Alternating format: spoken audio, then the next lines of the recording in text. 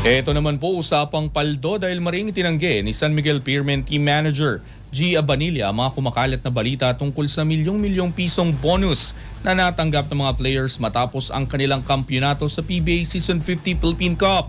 At iginiit na pawang haka-haka lamang ang naturang balita. Ang ibang detalye alamin sa aking eksklusibong pag-abante. Sports Now. Sports Now. Exclusive.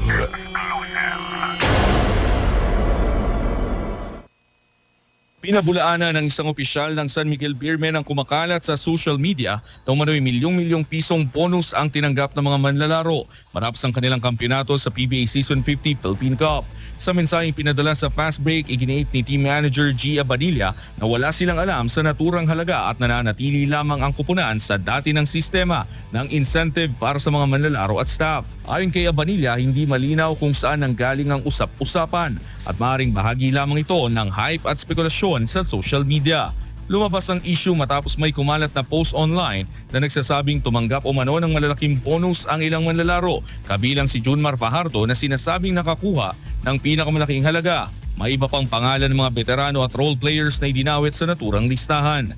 Wala namang inilabas na opisyal na detalye ang kupunan ukol sa eksaktong halaga ng incentive. Ngunit malinaw ang pahayag ng pamunuan na standard at matagal nang umiiral na bonus scheme ang sinusunod ng prangkisa. Kamakailan lamang ay matagumpay na nadepensahan ng San Miguel ang kanilang All-Filipino Conference title matapos talunin ng TNT Tropang 5G sa 6 na laro sa finals.